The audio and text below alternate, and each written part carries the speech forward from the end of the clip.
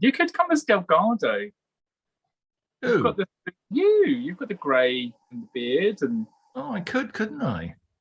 But I don't do the cosplay. Haven't you come as Agador today? Oh, he's a bear that leaps on the first man he comes across. I mean, that's rude, and you know it is.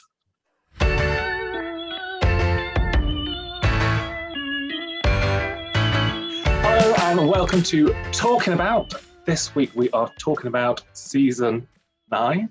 This is part 1 of 3. I'm fairly confident. I am Paul or P-Bal. You've got to like this, you've got to subscribe to it, you've got to get notifications, you've got to write very informative things below when it goes out live. I mean, write what you like afterwards. I'll still respond. Okay, I'm joined by... Hello, it's James. And hello, it's Jason. See, the thing is, not knowing how the pre-credits are going to edit here, you don't know quite how problematic these 12 queens have been in the run-up to this introduction. Oh, there is so much pre-credit material here. It's unbelievable today. Yeah, so you know, whilst I might now look a little bit bamboozled, it is. Anyway, and Jason, can I just say you failed us by being the only person not cosplaying today, or are you Arcturus? How dare you? I am not Arcturus. I've got the Dalek by the side of me. Oh, do we see Silver 60s Daleks and Day of the Daleks? No, I don't think we do. Is it, Jason? Have you got banana? You could be an Ogron. I haven't got anything.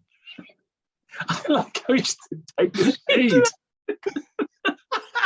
Oh God! A little bit of spray paint, a bit of gold spray paint. You can make Rusty look like a. Anyway, yeah, I'd have had time to do that today. I should have thought of it. I'm sorry. Well, you've let the viewer down. You've let yourself down. I have. Don't I'm worry sorry, about it. viewer. I'm sorry, viewer. Anyway, so yeah, the first story that we're going to be looking at. Day of the Daleks. Yeah, the voice back. I could stick with it for the rest of it too, because I'm a gorilla. You see, look, like Anat and stuff like that in it. Although none of them talk like this. Miss Paget does, though, doesn't she, at the start? She does. She's on 40 a day, Miss Paget, without doubt. Miss Paget, can't you know I love? What's happened to you, Sir Reginald? Why isn't she in it more? She's a right treat, isn't she? She got ill, so her line had to give to someone else at the end. So but bugger line. I want her to be like all the way through. She should have been in the crux of it, back and forth to the 22nd century. She should have been the one that got rid of the Daleks. She could have done it. She could have faced them down and taken them all on. All right, Daleks. Great. Oh, she Love would have Miss loved. Paget. So did I. She's a lovely character. She would have loved to ride on the back of the tricycle, wouldn't she? Oh, would be nice.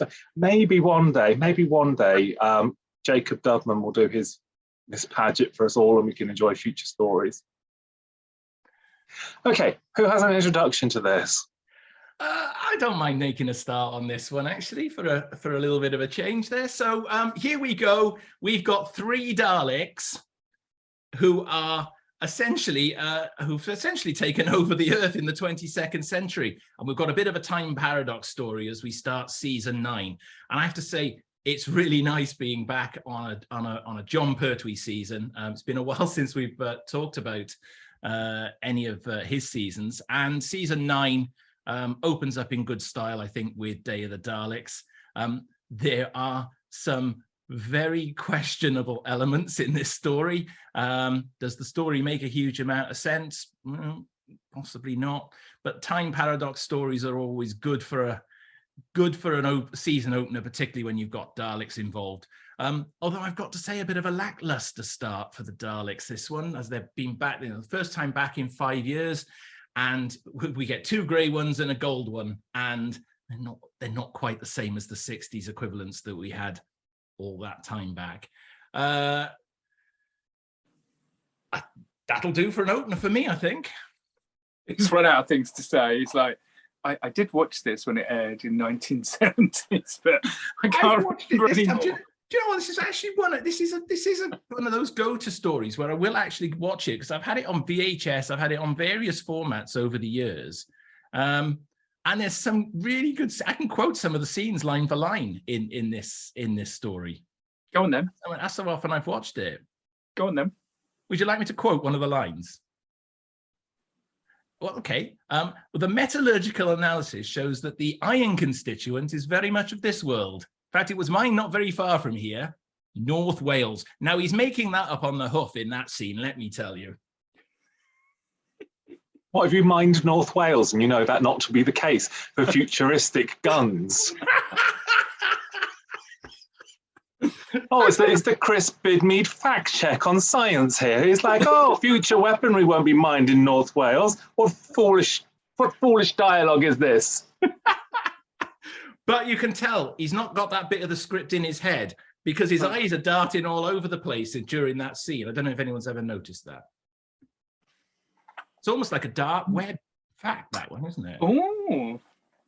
No, it's just a made-up fact. I don't know if it's dark web one. I mean, to be fair, the majority of it probably is written on the console or the gun. Yeah. I don't mind the new Daleks. The voices is something that upsets a lot of people, isn't it? The voices are not quite so hot, but I quite like the gold Daleks. Very striking. I like him. Which version did you watch though? Because I actually watched this on BritBox, and it was the 2011 redo, which has got Nick Briggs doing the voice of the Daleks and all the CGI firing and evaporating people. You know, it's a little bit like when you buy a single and it's got remixes on it. You go, okay, the remix is all right. It's nice that they've done it, but you very rarely surpass the original. And I can see that sometimes people get upset by different things, or the fact that there are quite obviously only 3 Daleks and half a dozen Ogrons, 4 Ogrons. There's not a lot of Ogron there. But if you're watching something from 1971 that was made, or 72, wherever we go, made for BBC television on a Saturday tea time, you know, if you're worrying about, I just think it's a bit iffy.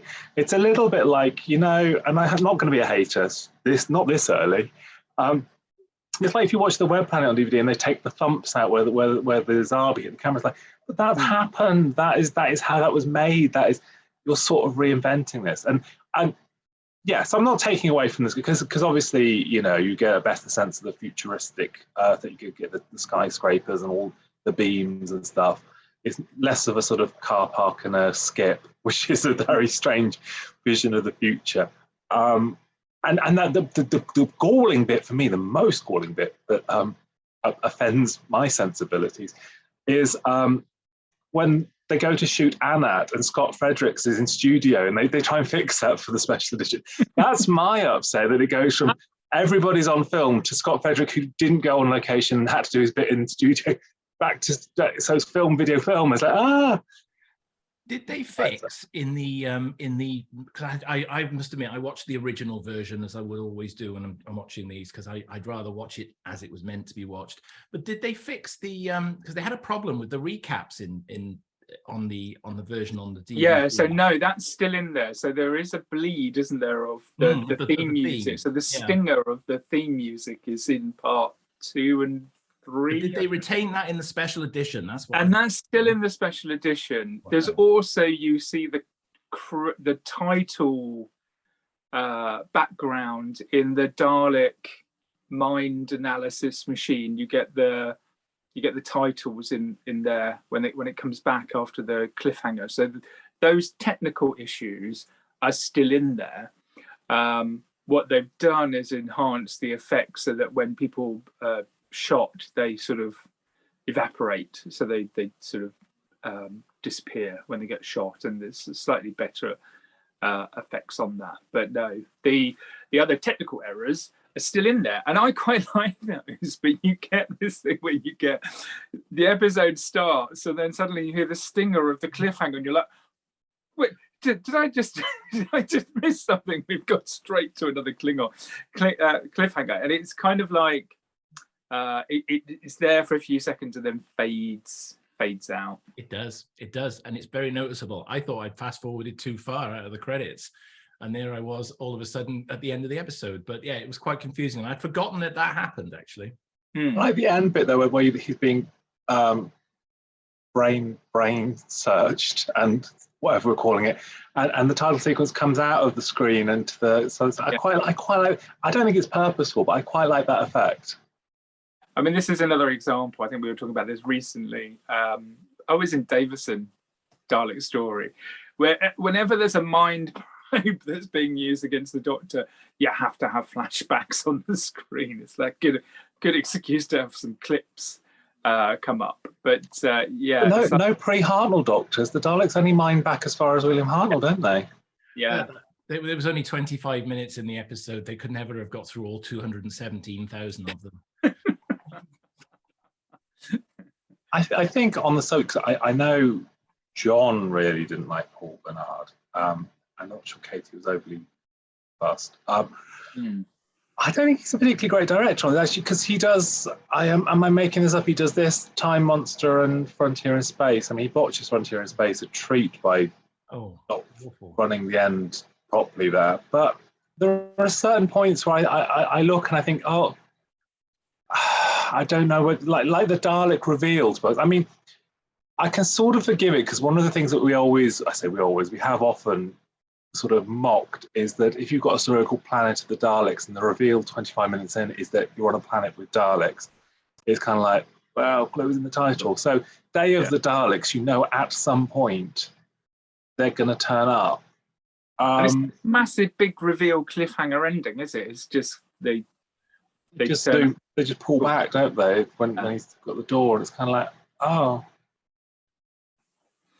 I mean, the Daleks were a late entry to this story because originally it was just going to be the Ogrons, and then they added the Daleks in at the last minute. And I don't think John was much of a fan of the Daleks, but they were like, and it's surprising because I think there's a number of Dalek stories in John's time, isn't there?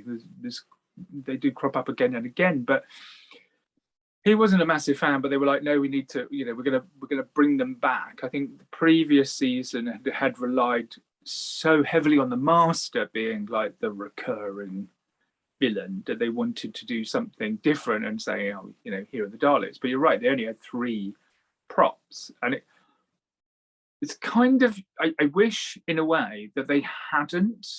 I had the Dalek involvement, but actually not done the Dalek props, because there were some really shabby scenes where the Daleks are under the bridge or, you know, going across the grass, and, you know, it's almost like you have the Daleks there as the protagonists manipulating things from, you know, from a space station or from, you know, behind the scenes, but actually rely on the Ogrons and the gorillas, you know, to do the main heavy lifting, and just have the Daleks on the back seat, if you like. Because I think later stories like Frontier in Space, they do that in that one. You know, they're sort of manipulating things from the sidelines. And I think I've said this about other Dalek stories. I like the Daleks when they're more manipulating, and before you get to Tom's era and you've got Davros who's running the show, the Daleks can be quite sneaky and quite manipulative, and, you know, and be working away in the background. And I think that this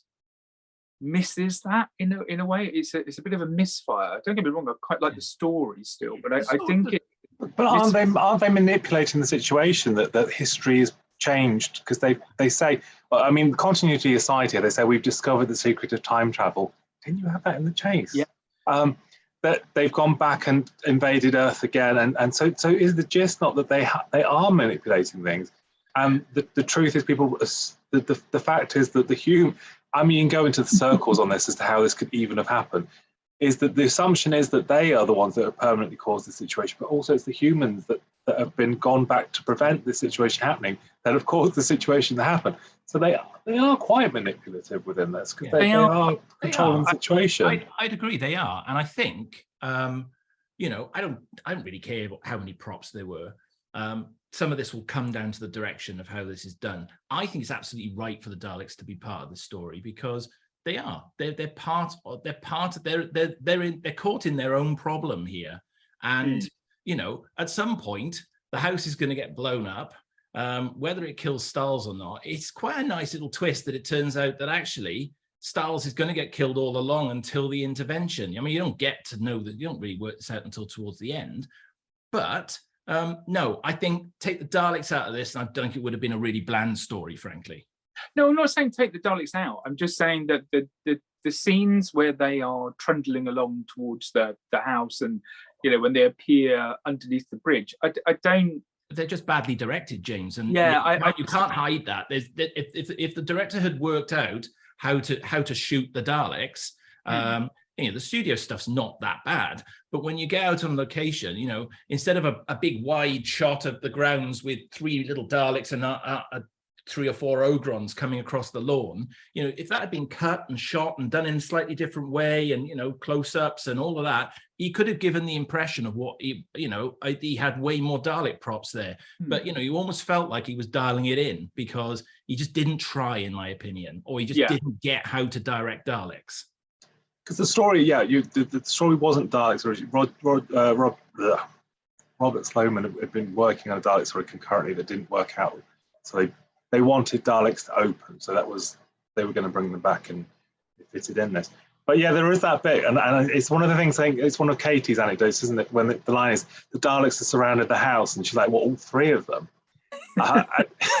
It was a bit of the joke at the time, I think, for them. I mean, John, I don't know whether he was adverse to the Daleks pre this. I think post this is when he decided he didn't like them, because he didn't like not having something to act off, did he? He didn't feel you got a sort of facial thing. And the awkward thing is that you have the Ogrons for the first time, and the Ogrons don't they have to talk like that too?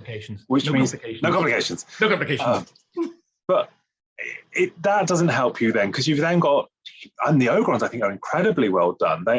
Someone's been sat and watched Planet of the Apes and decided I want a piece of this pie, but they look great. They look incredibly realistic and you know, lifelike and big and strong and all that stuff.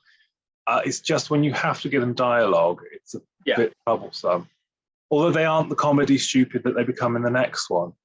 That's something that's thankfully not here really, because they are just. They're with Delgado in the next one, aren't they? And he pretty not the meddling monk, otherwise he'd have got a tan. Yeah, well, you know, but I think you're right. I think when you get to scenes like with Aubrey Woods, you know, as the controller, is it? Controller, those scenes are so much better because John has something to play off, and Aubrey's very good at trying to manipulate them into sort of saying, you know, I'm your friend, let me help you, tell me what's going on, you know, what's the plan, and all this stuff. And I quite like those bits that sort of, you know, where they're trying to find out what each party is up to. But this is what I say,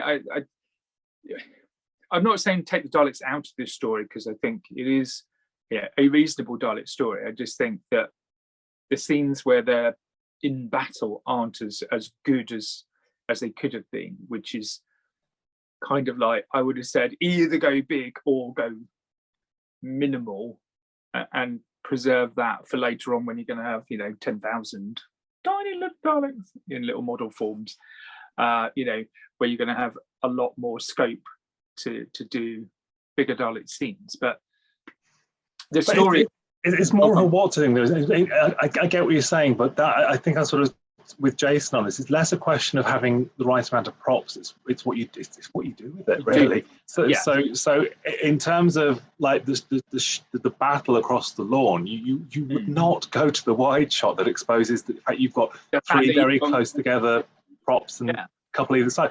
You would just keep shooting a relentless stream of different Daleks in this different positions around the place. You would make it feel like it was a lot more. I mean, even down to the strange way the sort of evacuation is shot. It's very casual the way they all sort of gently come out and drive up. You can hear the gunfire and the blood in the background, but they're all very casually just getting into the car, like, we're going now, bye bye. Window and seeing like 3 Daleks close together coming across the lawn, going, that's all right, we can outrun those. Yeah, we can outrun. And no one questioning who they are at all in any way. If it were me, I'd be down the cellar rescuing the cheese and wine out before I was out of there and got out in the car with me. Oh, you wouldn't be rescuing it, you'd be bathing. You would have been down there. You wouldn't have left the bloody cellar. They wouldn't have had to have hunted around the grounds for you. They'd be like, oh, Jason's in the cellar. But there's a very similar sequence next season, isn't there, with the gel guards when they attack Unit HQ. Yeah. And there's only 3 gel guard costumes for that, aren't there? And yeah, that's properly well shot, well shot in it. That's a street. Because they pop up everywhere. They although there is only a few of them, the way that they film it, it looks like there's a lot more because they literally just appear with the funny noise and then far away. So that's done a lot better, I think, than here. That's because Lenny's a better director. So yeah, most certainly is a better director, as we will talk about in the next story. There's some lovely Katy and Jon scenes in this. The cheese and wine one being one of them, where she goes out to, is it because Sergeant Benton? Yeah, because there's supposed to be a narrative that she is courting Mike, which is picked up again very shortly. But she goes out with the sort of cheese and wine, doesn't she? And does she go to give it to Benton and then Mike takes it? Or that's it. Rank has its privileges. RHIP. RHIP. And you've got the scene at the beginning where the Doctor's tinkering with the TARDIS, and then they see their other selves because they've sort of crossed time streams. And there was supposed to be a scene at the end where they were going to do exactly the same again, but they would see it from the other perspective. But that was cut. There was also a scene where the Dalek. I don't know why it keeps clicking back to me. I haven't moved. Sorry, I just keep seeing the yellow line around me. Have you had a James upgrade? It's got of its own this evening. It's just like. But anyway, there was another scene where there was supposed to be the Daleks did a short explanation as to what happened at the end of Evil of the Daleks and how they got rid of the human factor, and that got cut as well. So there was some additional bits that didn't quite make it to the story, but I do, again, I like that beginning bit where they're tinkering. Is this a bit like, didn't it happen in Inferno as well with Liz? There was something like that where they're targeting. Ambassador Death does that bit where he sends her into the future on the console. Yeah. But it also gives us one of the best lines in the story. None of your clanking chains and chilly fingers, and Jon delivers it perfectly. Jason's written all these lines down on a piece of paper to prove he's watched it. It's almost like he's on, IMDb do the memorable quotes bit, and he's written them all down. I genuinely know these. I know these lines from the story.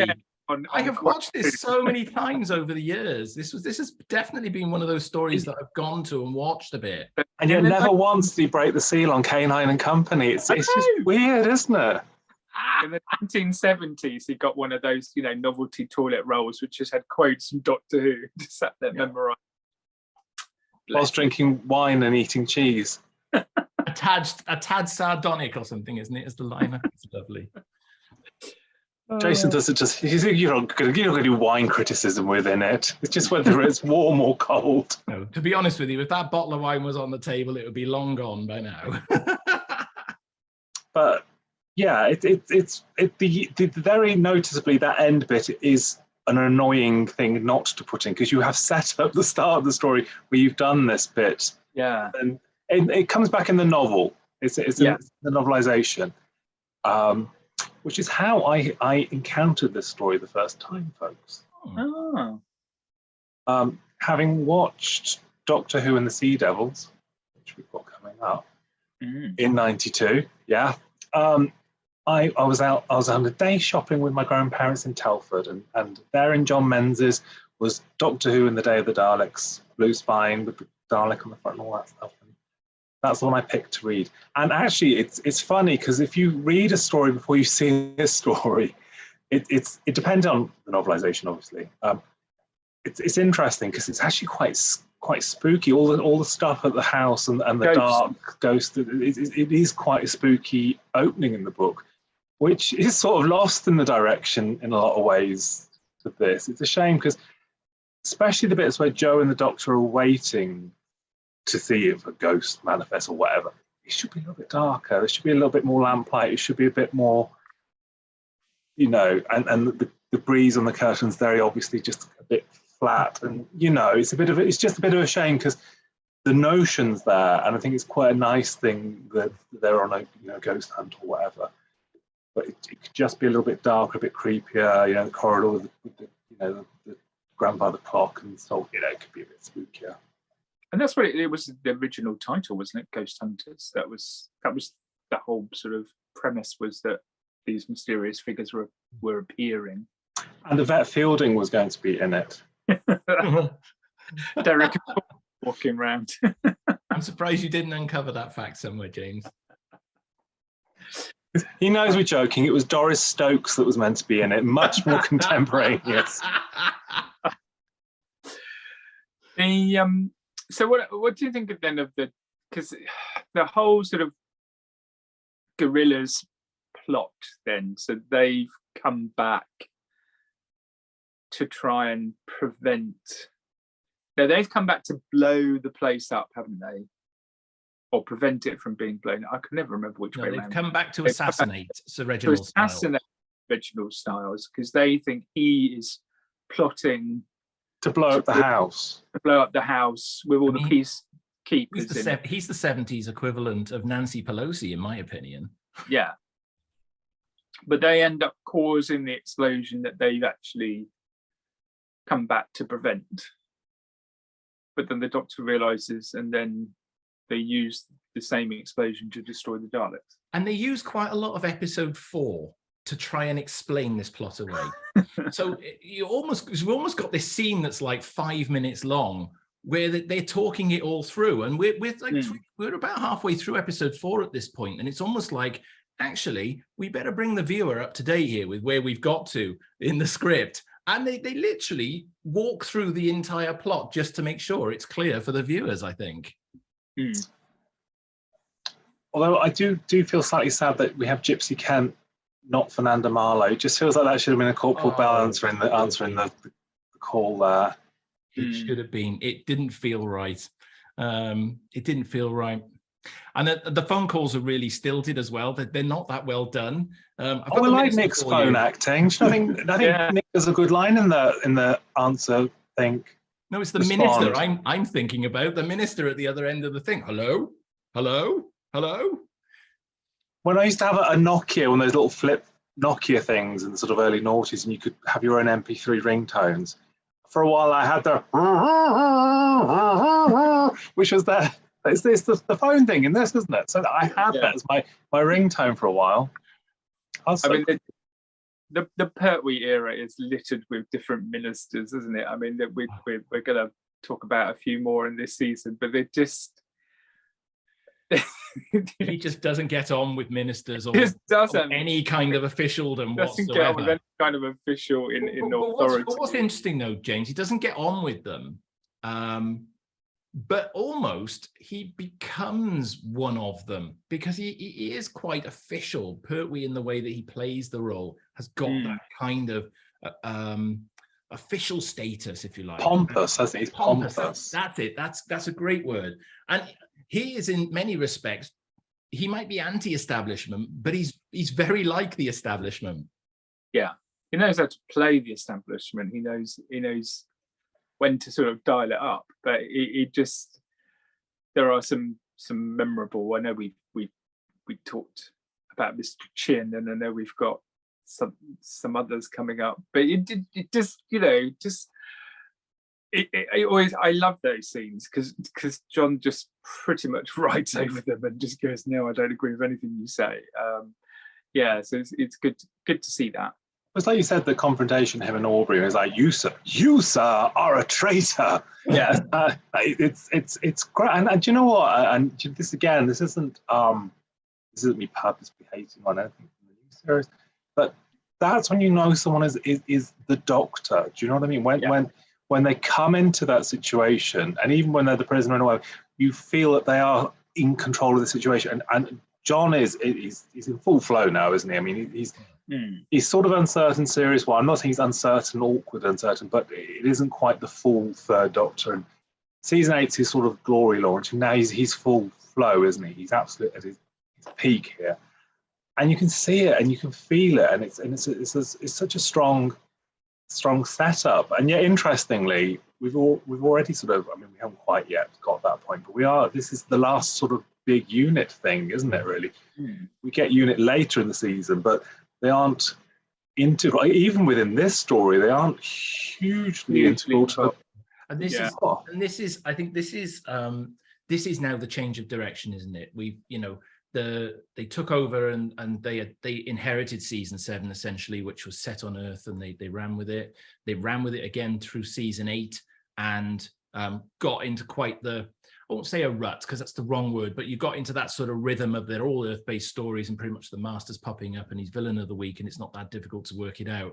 This marks that change now where they've decided that they need to do something a little bit different to keep the pace in the series. So you sort of get this alternating sort of bit of Earth, bit of a story in space next week, and the whole sort of becomes the sort of the envoy, if you like, for the High Council of the Time Lords. And it's the kind of pace of change that I think it needed at this point, because otherwise, if we'd had season 9 very similar to season 8, it could have got quite samey. And I'm not saying that it's quite, for me, it's nice to have the unit family in there. I think for me that's definitive third Doctor sort of cast makeup. But I think the fact that we went down this direction now, I think opened up and gave the production team an awful lot more opportunity to, I think, use the format of the show in a bit of a better way. And I agree with you, P-Bal. Jon is absolutely the star of the show by this point, and there is no question of it. He's absolutely enjoying the role, and him and Katy, they're really comfortable in the parts that they're playing, and it comes across on screen massively. Yeah, there's a beautiful relationship, and I know we've talked about it in previous reviews, but there's a beautiful relationship between the two of them, and in this season you see that sort of develop and go further, and we'll talk about it in other stories. But there's moments where sort of Katy's like, well, I'm coming with you, and there's no argument. Before he was like, oh, it's too dangerous, you've got to stay here. But then you get to the point where she goes, well, I'm coming with you, and he's like, all right then, I can't stop you. Well, they're tied up in the cellar, and she's and he's like, I've got a good man to leave her. Like, she didn't ask me a load of silly questions. I only got one question to ask. It's just lots of little sort of, it's just sweet, isn't it? It's just a comfortable thing. Yeah, I mean that builds to the point where she leaves, but you do get that sense that she is growing as an individual. She's more confident. She's more independent. She knows her own mind, and that's so. I love that dynamic between them, where he's just like, I can't argue with you, and sometimes it's her saving him, because that she's learned so much, which is really nice. Well, we should mention that there is a point, isn't there, where Mr. Pertwee has to have a little bit of a run around on the bike, and for no particular reason they escape to get recaptured after a run around on a tricycle, don't they? It's an obvious Mr. Pertwee wants this week. With the Ogrons walking behind them like this, so it's kind of they're running, but they're not. They're really walking.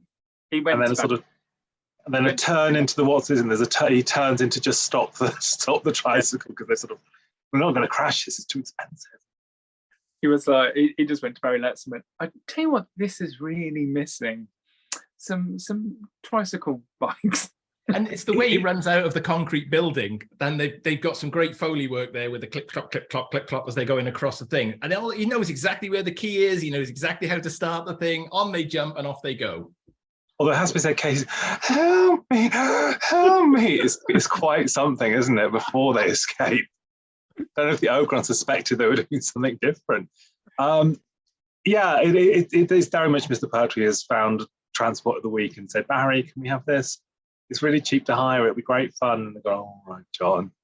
But such things make a Pertwee magic story, surely. Exactly. If it's not got a hovercraft, a trike, a bike, a helicopter, a flying car, it's not a Pertwee. It's this Jon Pertwee. It's this James Bond thing, isn't it? It's action thing. Is this the first story that? No, the first story is an unearthly child. Hang on a second. Hang on. Is this the first story where the Blinovitch limitation effect is mentioned? It is.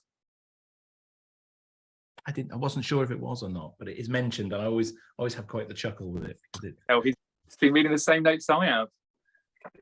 Well, I was thinking about this actually without reading either of your notes. Stop spitting at each other, girls. It's very rare in Doctor Who up until this point. I was trying to think back where it's actually a discussion of you can't go back and change that because this will change that. So, I mean, early doors, the earliest one is obviously the Aztecs thing, where that's the main plot thread, and I suppose the Time Meddler, that's the main plot thread. But it's not consistently something that Doctor Who, I mean, it has been since, and you know, Clara and anything awful like that. But I mean, as a rule, Doctor Who was very, very much, you know, we're saving the day and we're not changing anything. Or rather than saying you can't change this because this will happen. I mean, Pyramids of Mars, which how far I've come to for it, has a moment, doesn't it, where it's like, I'm from 1980. It's like, well, if we don't save the day now, then this will happen then, which is the sort of inverse of this. But why don't we just go back a week and shoot the master and none of this will happen or something? It's not something that's often the basis for a Doctor Who. No, time weirdly interfering in time and other people having time travel isn't something that comes up that often. In Crime Traveller, it's every week. I mean, there's like 8 episodes of that. And when you think about Dalek chronology in this, actually, would this have affected the Dalek invasion of Earth in 2164 at some point, or was it even connected in some way? You have to put it on the pad with the unit dating. It would be difficult to say where this story sat, or whether it sits in a slight alternative universe, because the explosion at the house means that the Dalek invasion doesn't happen, and they don't. So is it a fractured reality, and there's a reality where they do and a reality where they don't, and that's what caused the time war. That's why we have so many big Finnish spin-offs with the Dalek Empire. God, if we could go back to 1971 and just stop it all. You know I don't mean it. You know I love every one of their 40 releases a month. I love them all. Do we have any exotic facts on Doctor Who in the Day of the Daleks? Well, Jason mentioned at the beginning about having this on VHS. And actually, this was one of only two stories featuring Pertwee, because The Five Doctors was the other one, that was released on Laserdisc. So, yeah. So you could have been halfway through and then had to take it out and put it back in and turn it around. And this was also one of the expensive VHS releases. So this was originally, when it came out, $24.99 or $95 to buy, and it was edited without any episodes. Yeah. So when I bought Doctor Who in the Day of the Daleks originally on VHS, I got it when it was a super value reissue, $7.99, completed and edited, the yellow stickers and all that stuff. On the 90-minute version, come on, Jason, you got to remember this because you watched this lots of times. Go on. Does it have then, therefore, the music fade as part of the edit, or do they edit that bit out of the 90-minute movie? Oh, crikey, I can't remember that. I have watched this so many times, I can remember all of the script. I would say probably not. I would say the music stings are not in there. Oh, I'll ask someone who's seen it. Oh. If you've seen it, dear viewer, right below, don't just go on IMDb and find a few memorable quotes and pretend. I think James has just Googled it now. No, I haven't Googled it. I just hope they have left it in, because I think it's part of the episode. There was one where they played the Australian version of the title music as well. That was a Pertwee, wasn't it? Carnival of Monsters. Yeah. And Frontman in Space. Oh, yes, of course, that's right. Mm. Ooh. Anyway, any more secret? Apart from, come on, that's a terrible fact. Oh, This is one of yeah, only 2 I've video covered what we- discs.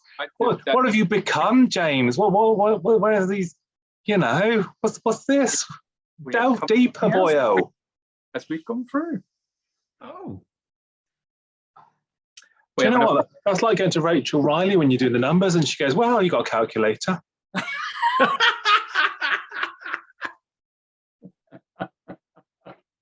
Shame. The shame. Okay. I need a little wee break. So, Jason, do you want to give us your score? I'll make a start. No problems with that. It probably will just disappear from the screen now while I'm doing it. I actually am not going to look at them because, I have to say this because they always try and put me off. Day of the Daleks. I think this is a good start to season 9. And I think it sets the scene having Doctor Who back with a slightly different direction for the program, which is what I've said a little earlier. 3 Daleks, but could have been made to look like an awful lot more, but an interesting time paradox story nevertheless, if you don't think too hard about it. Nice to see Jon and Katy back in action again. And all in all, direction aside, I think this is, as I said, a good start to the season. And absolutely from my perspective, James, thank you. Absolutely from my perspective, this story, as I said, I've watched a number of times over the years. I'm probably slightly more forgiving on this story than I really should be for that fact. So I have knocked a couple of points off the direction and a few little bits and pieces, but in all honesty, this is a great start to the season and I'm going straight in with an 8. Ooh. Honestly, I thought he was going to start laughing then. I was like, I don't know what's funny about your summation, Jason. I don't know. I know. It's so long we've looked back to ourselves. We've seen our future selves come back round. You've got clanking chains and chilly fingers over there, James, have you? I have. Quite often, I think. Best not to get that verified, though. But yeah, I have to say it's a decent enough story. It's not the best Dalek story because we know that's Master Plan, but because that's got the monk in it. But but it is if you don't concentrate too much on the timey-wimey, we come back to try and save the future, but we're actually ruining the future and what happened to the Daleks kind of thing. There are some nice moments in this, and it ticks along quite nicely. And I'm very glad it wasn't a 6-parter because we probably would have had a whole episode of them trying to explain the paradox. I also gave this an 8.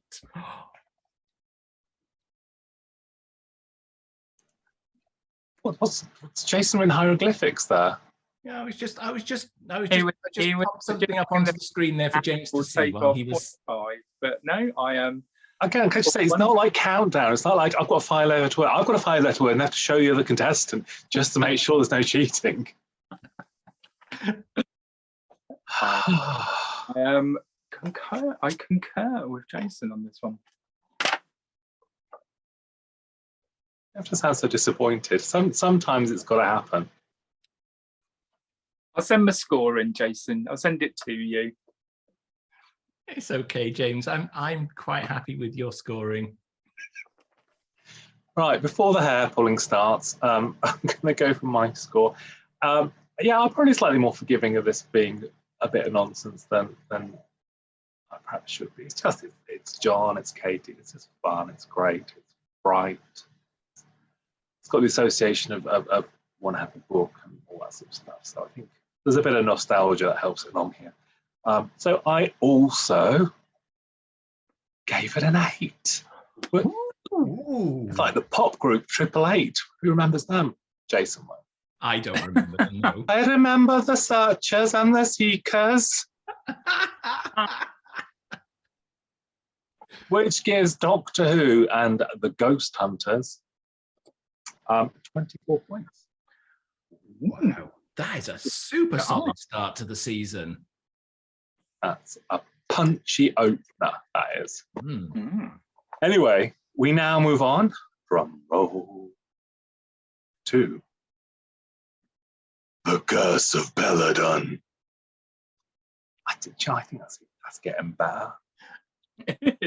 That was so much deeper than normal. I think I'm going deeper than I've ever gone before. Do we have? Oh, it's got to be our little Heidi, the blonde girl, has got to come and give us this intro now, isn't it? Oh, hang on. Oh, hang on, viewer, we can't. He's got us some technical to sort out here. Do the noise. Do. What is it? It's the Venusian lullaby. There we go. Oh, I had an email from Agador today. I mean, not today when this is viewed in 6 months' time, but today in August. I had an email from him. Naru. There we go. That's how you hypnotise Jason. You hypnotise Jason with a bottle of wine. You just swing. And a box of chocolates. No, I'm just the wine. I'm easily won over, viewer. Honestly, easily won over. Just the psst of a canister opening, and he's like, Arun, Arun, Arun. I'm in clutch.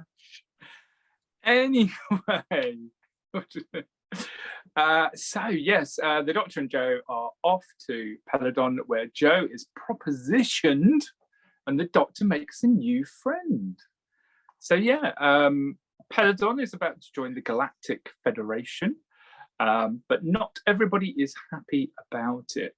And arriving in rather dramatic style on the side of a cliff, and as soon as they step out, the TARDIS disappears down the side of the cliff. The Doctor and Joe end up investigating what is happening on Peladon. There's lots of sort of myths and legends about Agador. There's political intrigue, the Ice Warriors. You've got someone trying to meddle with things and trying to stop the Peladon joining the Galactic Federation. And it turns out to be kind of a whodunit in this four-parter, which ticks along at some great speed. I know we've already reviewed the follow-up episode, which was quite a laggy six-parter. This one doesn't waste much time and get straight into it, and it's it's quite a bit of a fun romp.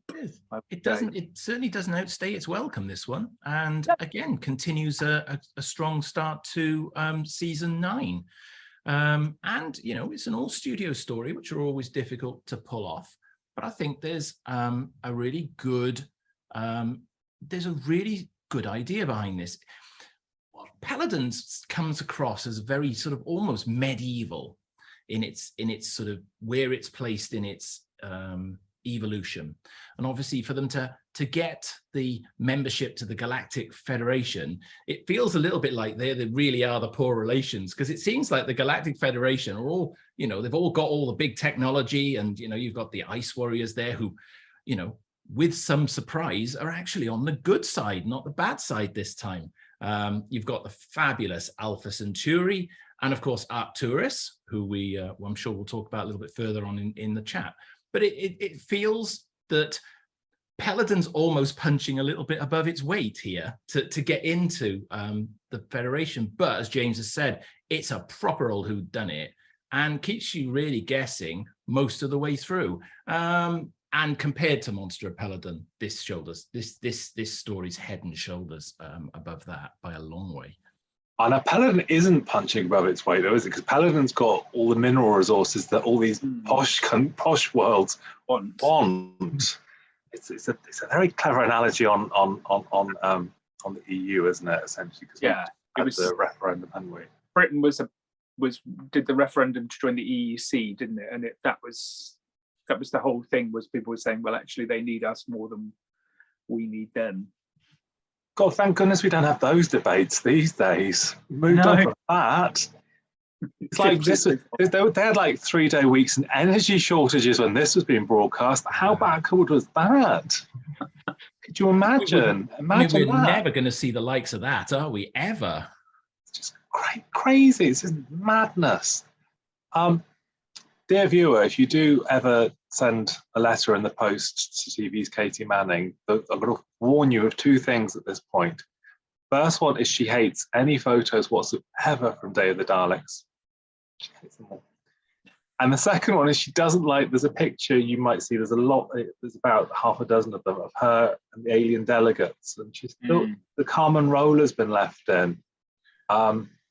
She doesn't like that either. So if you are sending a letter in the post or so, and you want to say, hello, Katy, we love you, that's lovely too. Don't put those 2 in. She doesn't like them. And when we did the commentary, the Who Talk one, see, there we go, quite early doors in. So Katy mentioned this, and Sylvia, lovely Sylvia, who's the makeup on this, said, "Oh my gosh, that would have been my fault. I was in charge. I didn't mean to leave you curler in." And it's like, oh, so 50 years on, they made up about it. It's fine. But yeah, if you do look, if you haven't seen it, there's a photo, and you can see she's got a Carmen Roller in. Not in the episode though. No, just the rehearsal shot they use for the promo pictures. She was supposed to be on a date, wasn't she, with Mike? Yeah, but she wouldn't have had the Carmen Roller in, would she? I mean, I don't know what sort of dates you're going on, love. You tend to take the rollers out. I mean, that's the thought going on a date with a roller, and it's probably almost as believable as Joe going on a date with Captain Yates. I don't know if I buy that as a. It's one of those things that you can see originally that would have been a thought, but there's no inference of that sort of interplay between the 2 of them in season 8. There isn't a sort of cheeky wink or there's no hint that they're going to go out and have cocktails and disco dancing. It just doesn't.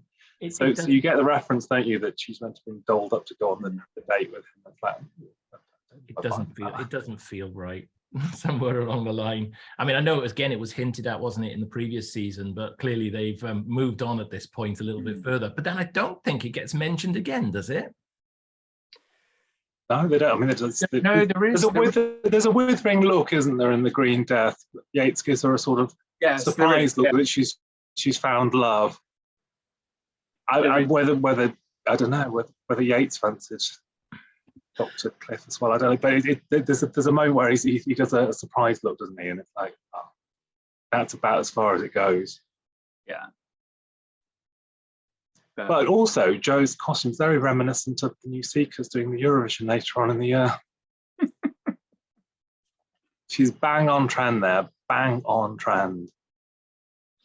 But she gets a bit of I say romance, but she gets propositioned here by David Troughton as King Peladon, who she then ended up being a relationship with in real life. But I love. No, I don't think it did. No. I did. I thought they were dating. No. Mr. Troughton met Mrs. Troughton around this time. Ah, okay. But there is that the whole thing where he is like, I want you to be my bride. You're a princess, so you should marry me. And she is very, that's not how it works. That's not what I'm looking for. It's just a transaction to you. She's not. I know later on in the Green Death, she obviously does get swept away by a man who has the same values as she does. But here you see, somebody comes along, says, I'm king and I could make you happy and you could rule the kingdom with me. And she's just like, no. What kind of person do you think I am? If I'm going to meet someone, it's for love. And, she very much stands her ground in this. There's a beautiful scene at the end as well, where the king comes over and says, stay, and the doctor's in the background and he sort of coughs when he walks in. He's just like, oh, what's going on here, sort of thing. And she's just like, I'm not staying. When he says let's sneak out when the Earth delegation arrive, she's like, yes. And it does shift, doesn't it, the relationship between the two? Because at the start he is very much because he is sort of a puppet king, and he's a bit green-eyed, and he is very much, this would be great politically, and as the story progresses, it becomes an actual no, it doesn't matter, because she's like, I'm not even a real princess, that doesn't matter. So I think that's a nice, I mean, even with only 4 episodes here, that's a story arc and a sort of development of the character. And it's good development, because we talk about this in some of the later years of Doctor Who, where you don't get that kind of development in stories, and this runs quite nicely along under the story. Actually, I think there is a little bit where her head is turned initially at the beginning, and I think she's a little bit flattered by it. But I think the reality dawns at the end of it that actually this can't be for her, and that in fact, her almost her loyalty to the Doctor is more important. And I think that underlines the relationship between the Doctor and Jo, is that Jo, I think by this point, definitely has very strong feelings for the Doctor, and therefore isn't prepared to walk away and leave him at that stage. I mean, Peladon is super dishy. I would love those boots. I'd love the purple boots. I don't know, I'll go shopping in Morrison's with them, but I do. I love the boots. I love that. I'm shallow. I wouldn't like all the castles and the flames and all that sort of thing. It's all a bit travel lodge. I'd want something a bit nicer to live in with him. But I mean, as options go. But no, on the point, because we did say, because we've just come off the back of season 21, and there were a run of stories, Frontiers, Planet Fire, where we're like, we don't care about anything. Every single character here, you know what they're at and what their motivation is.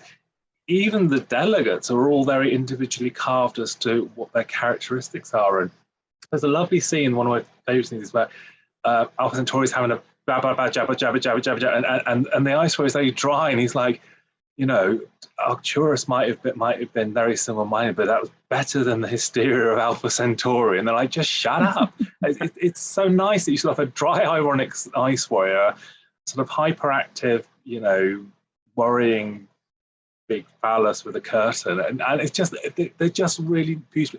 Alpha Centauri, for all the sort of silliness of the look and everything, is a 3-dimensional character, and even when it comes back in Monster of Peladon, it's the same character, and it's a sort of development.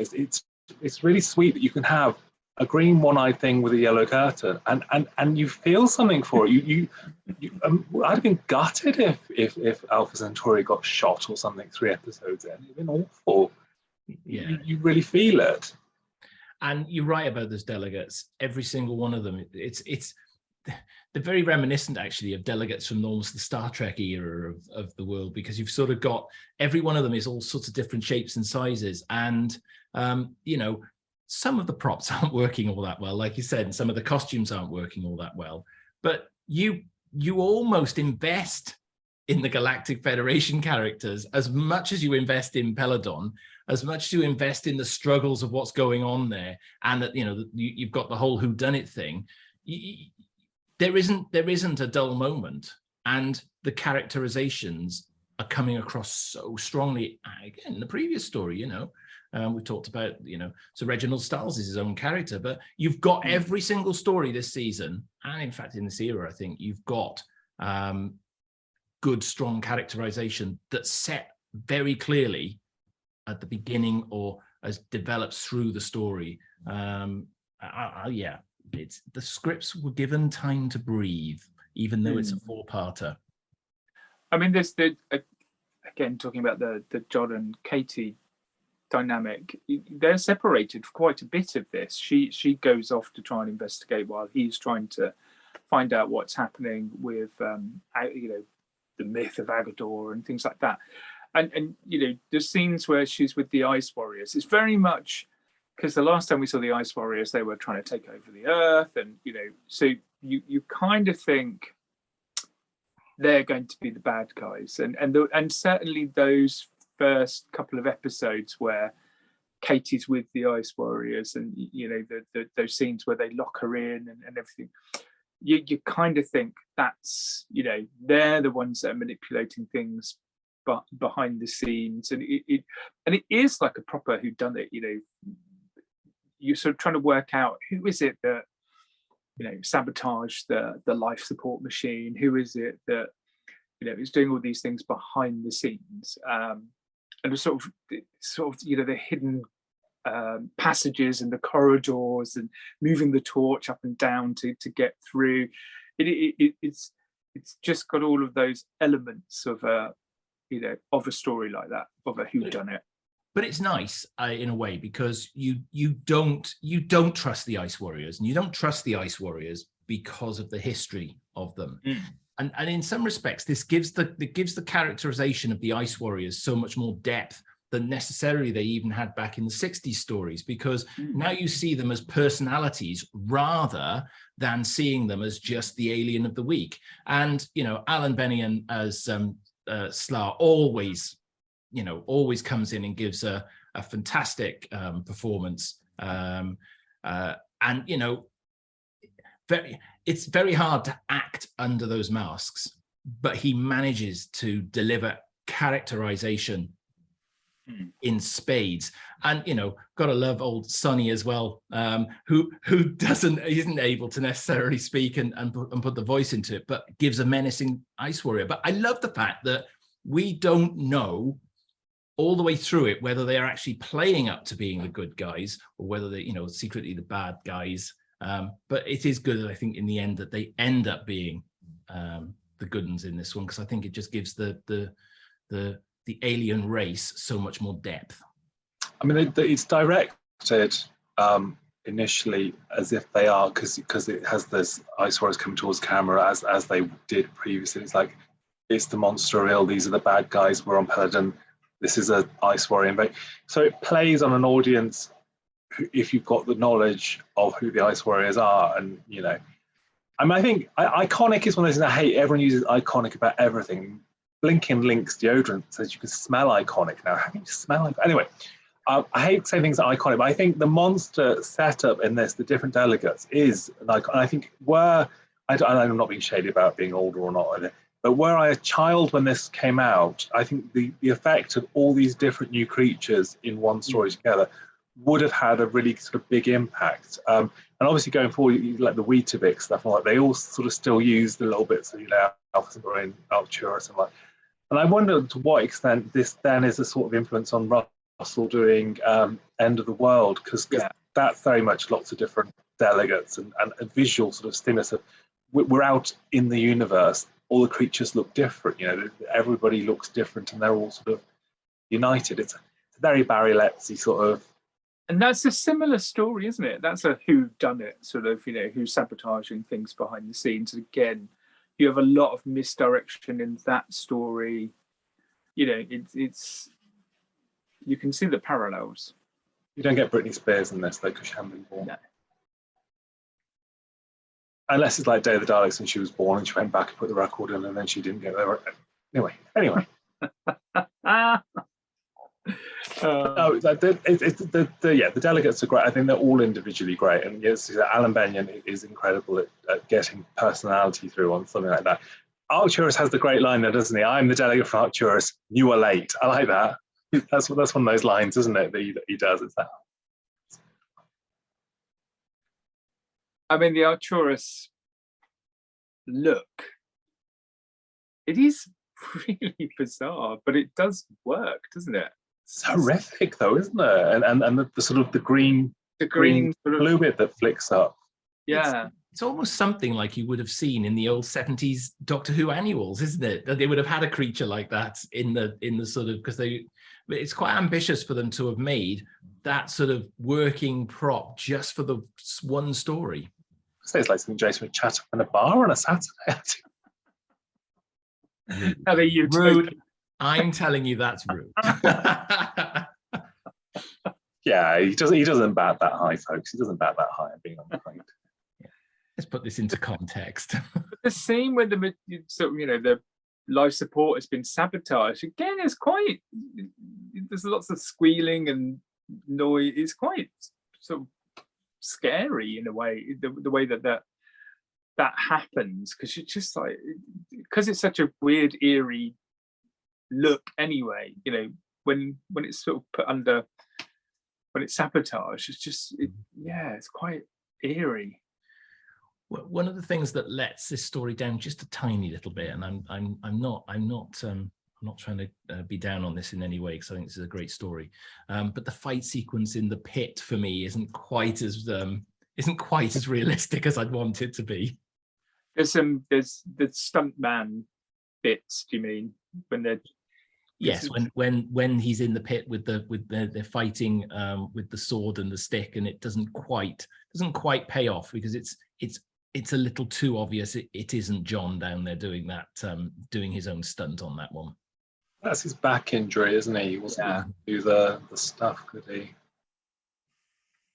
I know. I the aesthetic of the whole thing is great. The flames and stuff, and that it all looks great. And strangely, because the secret passage thing, that was lovely in the writing of the secret passage, that works in this story in a way that doesn't work in Monster of Peladon, which we've already done, because they use it literally every 2 minutes in Monster of Peladon. They're sort of going back and forth through the secret passage as if it's the fire exit. There's no sort of sense of it not, of it being a secret passage. It's just like, oh, and then they're back, and then they're back. Whereas this, it's sort of played at the right level of, And Ice Warrior Vision has improved, hasn't it? What I will say, Seeds of Death, when they go into the sort of solar power room and the Ice Warrior is looking around, and they do that, and you can't see them.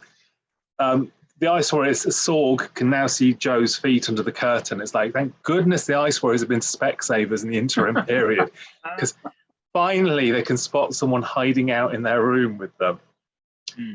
But yeah, Joe's at a sort of feistiest and independentist, isn't she? Yeah.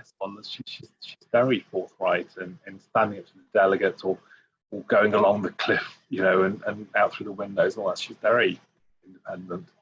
And then there's a point where the Doctor sends her off with her own mission, doesn't he? He's just like, right, I'm going to go and do this. You go and do that. And she just sort of shrugs and says, well, if you think I should, and goes off. There's like I say, there's that pure trust there where he's just like, you can handle yourself. Go and do this, because I now need to go and do that. And lots of little light joke touches. The bit where she talks about the driver being bad of the space rocket, and Jon gives her a look, and there's just lots of just really nice touches. And again, not to be a relentless hater on everything and everyone here, but having just done season 21, where you've got a Doctor and his companions where they don't seem to want to be in the same room together, to then go to this, it's such a leap, because they really like each other. They are having fun. They want to be having an adventure. They like each other. They respect each other. She's not stood there in her skirt going, oh my God, I've dressed up to go out with my Kates. When can we go home? When can we go home? I'm bored. When can we go home? She's into it. You know what I mean? And it's just like, it makes such a difference to the viewing experience where a companion and Doctor are up for the adventure and sparking off each other, rather than spitting at each other and not wanting to have an adventure.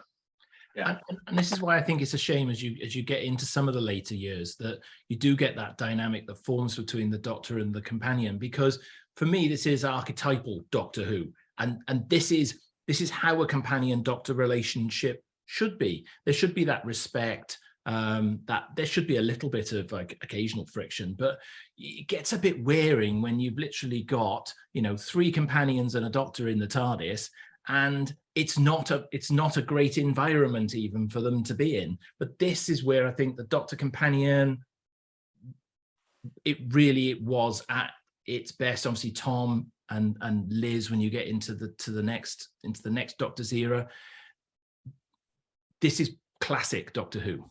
Yeah. And also, sorry. No, go on. I was going to say, it also comes down to how you play scenes as well, because you can attack lines in different ways. Like when they're stuck on the cliff and she's like, well, I'm not exactly dressed for mountaineering. You can either do it as a, I'm not dressed, or you can, I'm not dressed for mountaineering. If you do it as an attack line, it gives it, and a huge percent of it comes down to Jon and Katy's, portrayals. Their acting is a huge part of this, because again, it is, like I say, it's how you take certain lines and how you run with them. And I think it's a very positive sort of spin on it. I was going to say, just going back to what you were saying about Tom and Liz, with John and Liz, I didn't think that dynamic, we've talked about this, didn't necessarily work as well. But then when Tom was with Liz, it clicked again.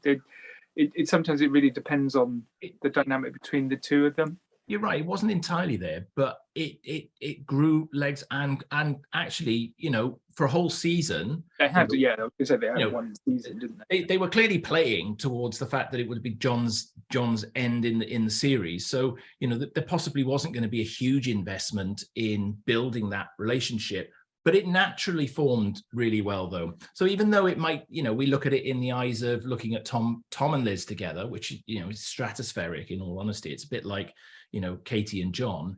There was still a really nice relationship between Liz and John, and there was still that little bit of respect there, and there was still there was still time for the characters to develop even further, and you know, for that relationship to grow. You know, she's really upset when, you know, when the Doctor comes back from Metebelis 3 and is dying. She's desperately upset with that.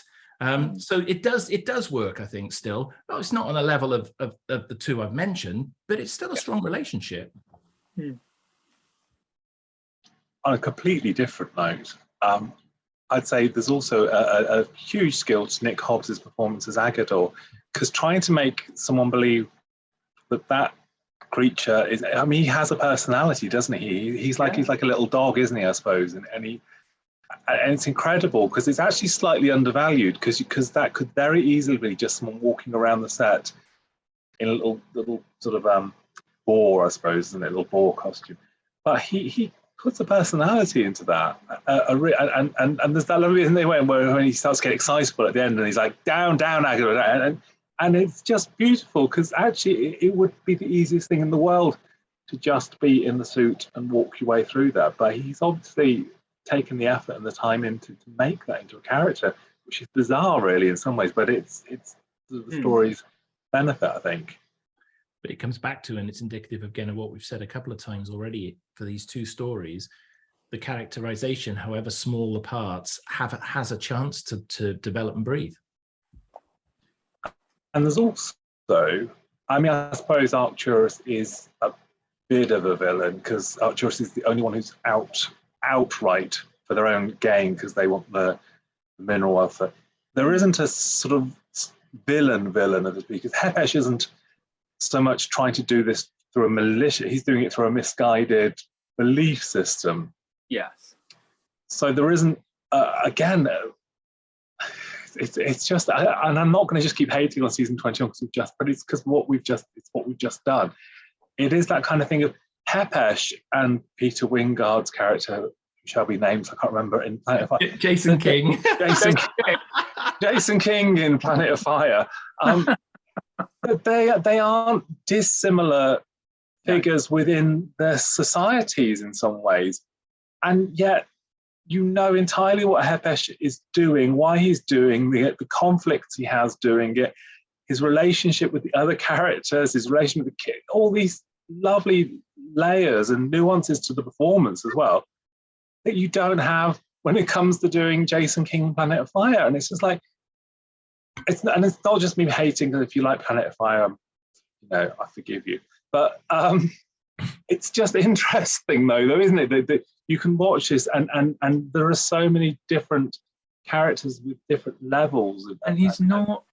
I know we talked about Peter Wingard and about how he needed to dial it up a bit, but in this, he's not maniacal or anything. He literally is looking out for the best interest of Peladon. You know, he's like, in his head, he knows that he's struck this deal. He doesn't agree with the Galactic Federation.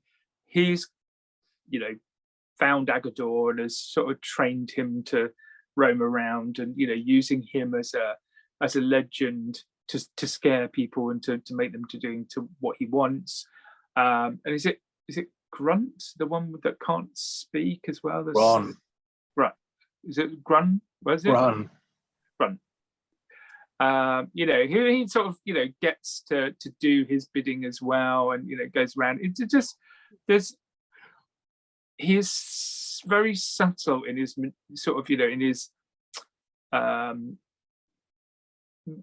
moving things around behind the scenes until the end. Manipulation's a good word there, James. Yeah, I was manipulation. In the last one around the Daleks, so I was trying to use something else. But he is very good at doing that, and then until he gets to a point where he like has to take direct control. You know, he gets his guards to storm the palace and takes the king hostage. That, you know, he gets to a point where he's like, I have to act now because the Doctor is undoing everything that I've set up. But he's not. You know, he's a very. He's not necessarily an evil person, but he is a mastermind behind lots of other things that are happening, and ultimately pays the price. Yeah, there's no evil intent, James, at all. And you know, he's doing it out of that loyalty to the king and the planet in many respects, because he fears change. And it's a perfectly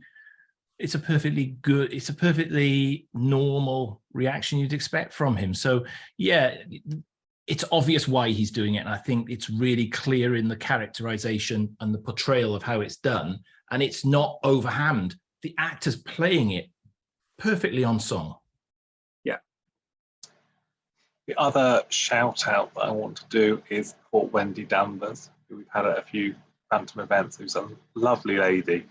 And she just has that little bit at the end, but she gets the end scene, and she gets the end shot, doesn't she? Amazonia is the character in it, and she always brings out. She's still got the script for episode 4, but it's missing the last page, because the last page is the only page which has got her lines on it. So she pulled it out to learn her lines, so she's still got the complete script apart from her own lines. It's quite sweet. It's the shocked look on her face. She plays shocked look very well. And it's another way. So it's a rare Doctor Who joke, isn't it, as well? What Doctor Who? You don't get too many of those, do you? It doesn't feel too shoehorned in either. It flows well in the narrative. It's all in the delivery, darling. It's all in the delivery, isn't it? It is. Okay. Has James been on the dark web for anything that may or may not be true about it? Well, there's a few things. So this was broadcast. So if you have a look at the viewing figures, they dip quite a lot. But it was filmed during, funny enough, what you mentioned at the beginning about these rolling blackouts. So it was actually filmed during it was shown during the miners' strike, which meant that there were rolling blackouts that were happening around the country. So viewing figures dipped quite a bit for 2 episodes. Unfortunately, that was then the inspiration for the next Peladon story, which was about sort of the miners' strike, whereas this one was about the referendum on the EEC. Do you know if they were mining for metals in North Wales for futuristic weaponry? Because Jason assures us that's not going to be the case. I mean, apparently not. But apparently future guns are mined in North Wales, to be precise. I noticed he's not quoted anything from this episode. No. His dial-up failed him when he was on IMDb. He was like, "Oh, I've only done the Daleks." I'm sure it was Monster of Peladon, where we had the 3-day week and the strikes. No, it was this one. Was it in 72? You get the blackouts on there. Yeah. There's probably another industrial action that affected Monster. I don't know, but definitely Curse was affected by the blackout. It was what inspired the other story, sadly. I'm sure James just said that. I know. There's an echo. What else? So this was the first Pertwee story without unit or set on Earth. As you say, we are moving away from that. Why are you shaking your head? Colony in space? So unit or set on Earth. Oh, yeah. Right, okay. The Brigadiers and Doctor in the Colony in Space. Oh, yes, he does pop up, doesn't he, just in the front beginning? Yeah. Oh. I'm liking to fact check these, James. He's not. He's being antagonistic. It's completely different. Different. It's deliberate. It's a hot evening here. We mentioned Lenny Mayne previously, and this was a Lenny Main story, and he did not like Alpha Centauri, so they put the yellow cloak around the costume to make it look less phallic, and I believe his words were not complimentary. It's basically still looks phallic, now it just looks like something phallic which has got a cloak on it. Half sheathed. Yes, was pretty much it. Is it? I can't remember how to pronounce her name, so I'm going to get it wrong. So is it Yasani? Yazan? Yeah. Sam. Yazan? Yazan. Can you hear us? Yazan? Can you hear us? Would go on to be the oldest person in Doctor Who, although I say that with a caveat now because that may change very, very shortly. But she came back to Jason got a role in the new series. Shh, we're not allowed to say. He did say he was friends with Russ, didn't he? Yeah. I think there are lots of spoilerific pictures out there, James, that are giving that game away already. Mr. Secret in the know, hush hush there. Jason was the stunt double. You know when David Tennant was aged and shrank? He was the stunt double for that. But anyway. Too frightening for the kiddos. Who's older than Yazan then? Bernard's older than Yazan, or was older? Old. Well, Yazan came back at the age of 92. And so I think it's very, very close between both people. Whilst you give me another fact from the dark web, I'm gonna just have a little look, shall I? Just a little Google look. That's my Google. I think Yasana might still be the oldest because I think the birthdays. I did have a look. I was trying to work out who was the oldest. This episode was swapped in order with the Sea Devils because there was some production issues and they were still not quite ready, so they swapped the stories around. We're sort of getting into that territory because we haven't got to the Three Doctors yet, where the Doctor is given the memory of time travel back. But we sort of have these episodes where he does go off world, but it's because the Gallifrey have sent him. There's the TARDIS works, and there is a bit of dialogue in this at the end where Joe says about going home, and he says, well, it depends on where the Time Lords send us. But it's not quite clear. It alternates quite nicely just through the season, though, doesn't it? It does. When it's convenient, suddenly the TARDIS is working, and I think the idea was that they were in the TARDIS chatting, and then suddenly the TARDIS, got a message, and then they got taken away. And later on, there's other ones where the Time Lords have sent them with messages and stuff. Still exists in the 50-minute episode. So you were talking about the 1992. That was the Doctor's Monsters of Doctor Who. So it still exists in its 2 times 50-minute episode format. Yeah, that was it from me. I think my quick Tashikoing there suggests that Bernard might have been 93, 94 when he did his film, so he's slightly older than... He might be slightly older. So yeah. That's not happened yet, so does that... Not happened yet, so still holds that crown. Yeah. Okay. Do we have some scores? Oh, we haven't even talked about the Venusian Lullaby being the Christmas Carol. God rest ye merry gentlemen. That's the tune he's singing to Aruna, Aruna.